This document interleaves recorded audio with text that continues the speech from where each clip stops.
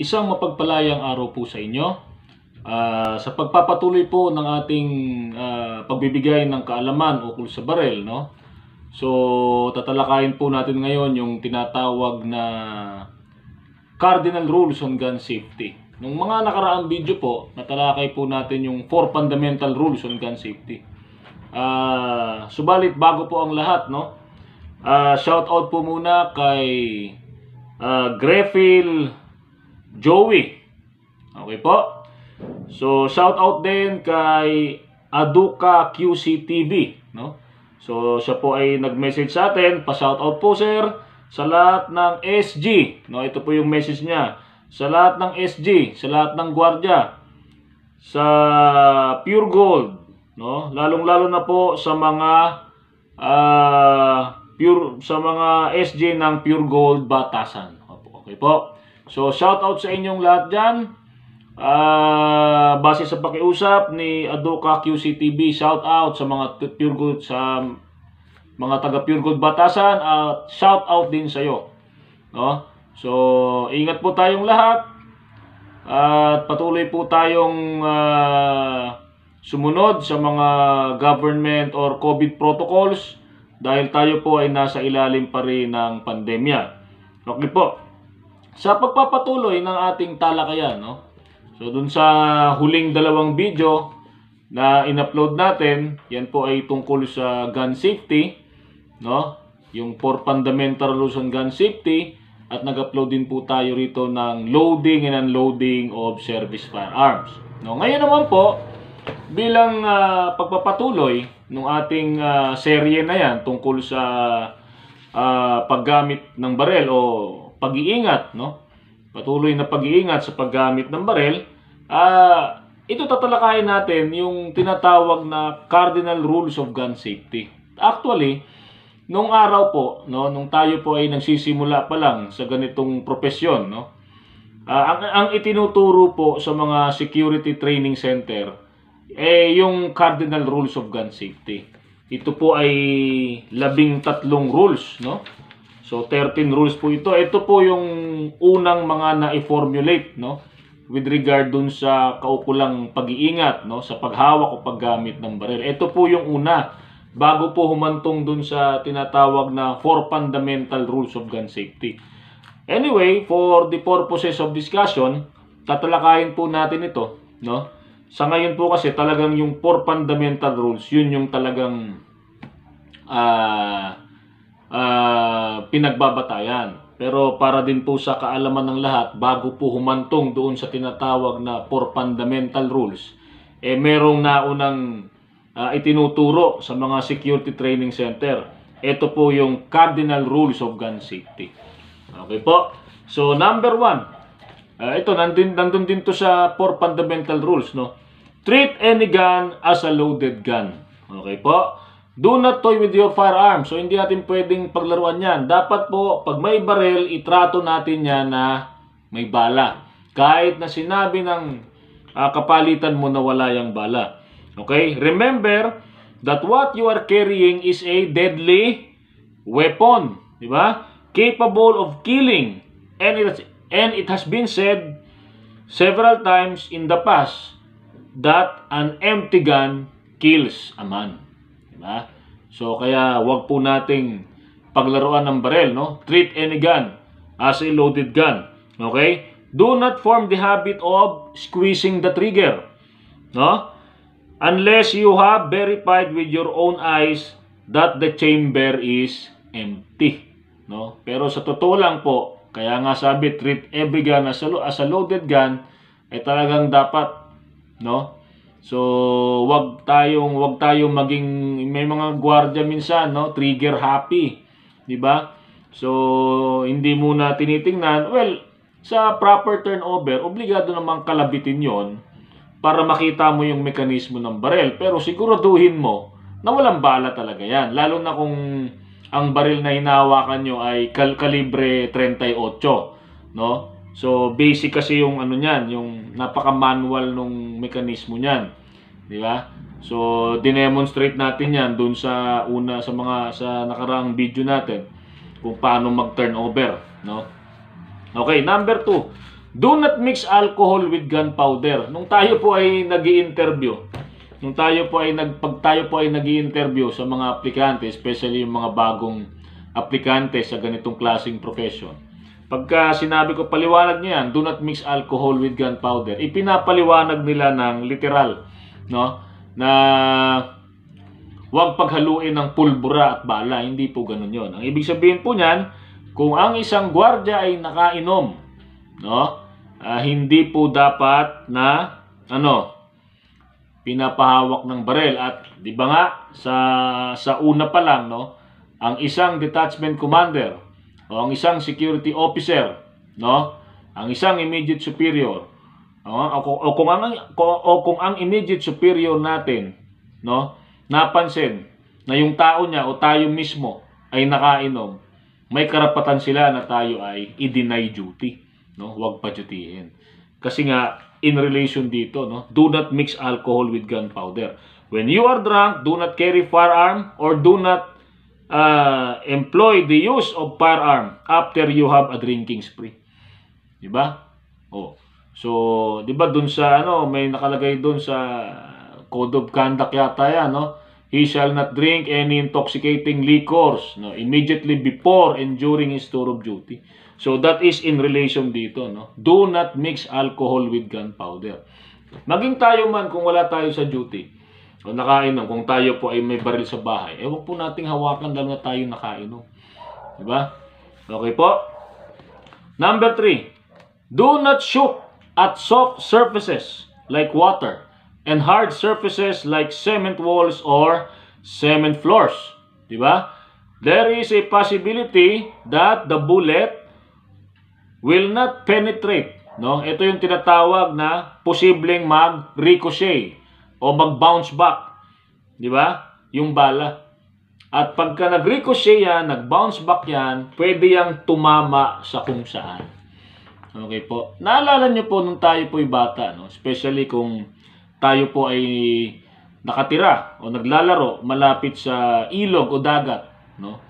So, pagka mayroong yung flat na bato or pagka yan parang tinapon mo sa tubig, parang inislad mo, di ba? Parang gumaganon siya sa ilog o sa dagat o sa tubig.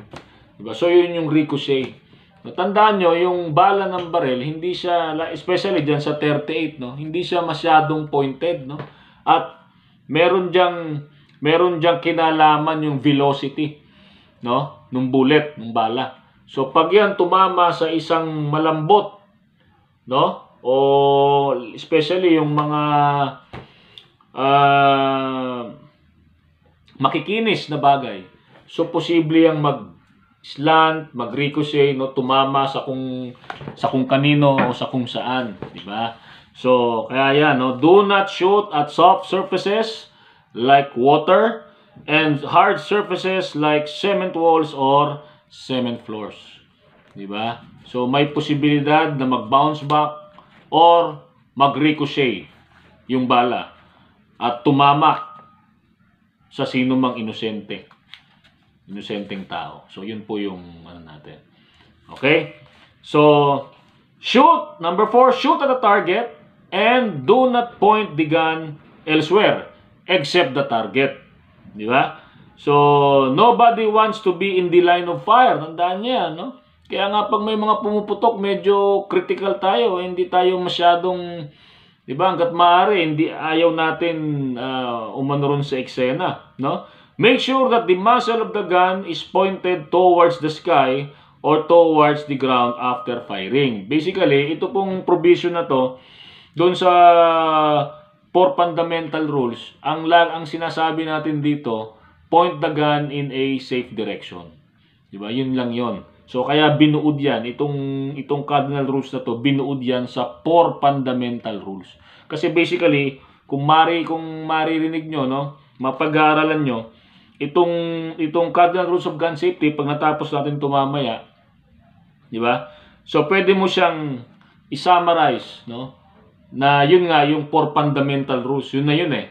Okay, so tinatalakay lang natin to for the purposes of discussion at para dun sa mga bagong mga security personnel na ngayon pa lang ay nandito sa ganitong profession, kakabagong pasok pa lang sa profession, at least malaman nyo na bago humantong dun sa 4 fundamental rules, yung mga matatandang security guard dito, dito nasanay sa tinatawag na cardinal rules of gun safety. No, kaya po natin tinatalakay. Okay po? So, number 5, do not draw the gun unless to shoot. Diba? So, wag mong hugutin, bubunutin ng baril kung wala ka namang babarilin. No? If it is a revolver, keep it always inside your holster. Or otherwise, you might drop it and it will accidentally be hitting yourself or somebody. No? Aside from damaging the firearm. Diba? So, pag bumagsak, pwedeng umano yung baril, no? Masira.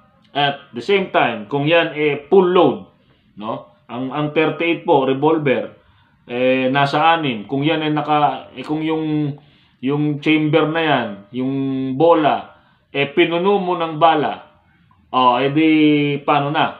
So pag nahulog yan, may posibilidad na pumutok yan, no? So yun ang ano natin diyan. Kung yan naman 9mm, huwag tayong magkakasa.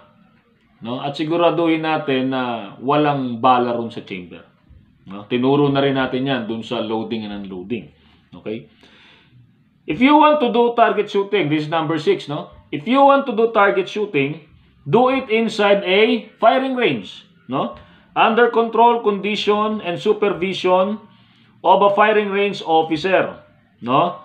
So, tandaan po natin, no? It is not only unlawful but also dangerous to do target shooting inside the places you are guarding. Okay.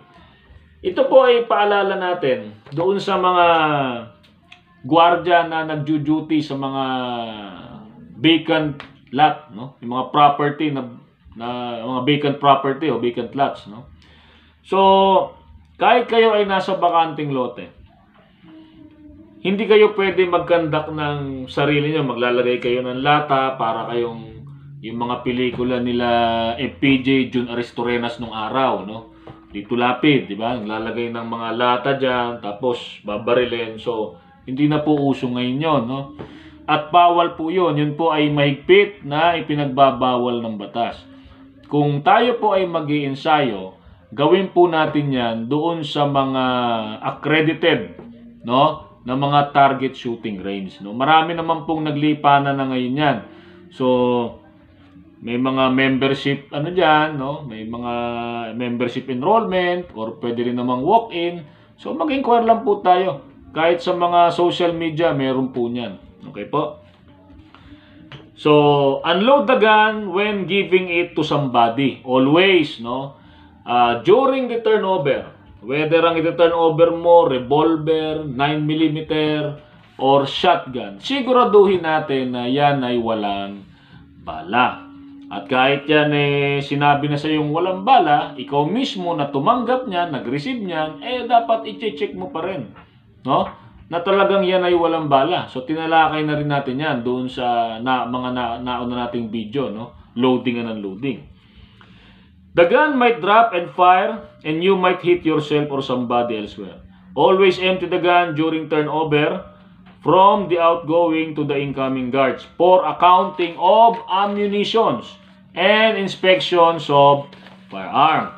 Accidental fire always happens with the shotgun, rifle, and pistol for failure to make the proper turnover of firearm and ammos. Diba? So, tandaan natin. Kung minsan nga, caliber 38 na accidental fire pa, di ba? So dito, binanggit dito yung shotgun, saka 9mm pistol, no? Yung pistol. So kadalasan kasi, yan ang mataas na yung statistics sa accidental firing, dyan ang mataas, no? Shotgun na 9mm.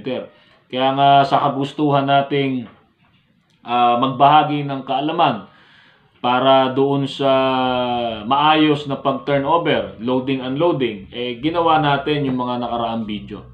Okay po? Keep always, number 8, no? Keep always your firearm clean and oiled. But care must be exercised not to oil the amos. No? Bakit po? Kasi posibleng magkaroon ng chemical reaction. No? Dirty and rusty firearms sometimes backfires. Diba? So, yun yung mga dapat nating isaalang-alang dito. Number 8, inspect the barrel of the gun before firing. Bakit po? Kasi po, kung dapat sinisilip, no? Kasi kung minsan baka merong nakabara. Di ba? So, always yan ay kasama sa inspection tsaka proper turnover. No, yung mga mekanismo ng barrel kasama yan diyan. So, dapat bago natin i-receive yung barrel or pagka-receive natin, kasama yan sa proper turnover o proper pag-receive ng barrel, tingnan natin. No, silipin natin kung yan ba may bala talaga o wala. O may nakabara ba o wala. No?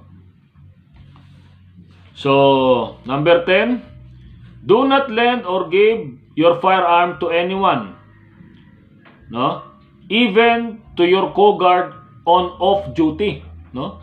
Except to authorized personnel or police officers, di ba? So, doon sa proper turnover, of course, magte-turnover ka lang doon sa iyong official na kapalitan. Okay po? So, hindi mo pwedeng ipagkatiwala yung barel kahit kanino. Di ba? Lalo na doon sa mga kasamahan mo na off-duty. At mas lalo doon sa hindi gwardya. Di ba? So, pwede mo lang yan ibigay o i-turn over doon sa karelyebo mo talaga. Or let's say, merong inspection ng sosya, ang pulis. Bago naman mag-inspection yan, meron namang mga kaukulang dokumento yan.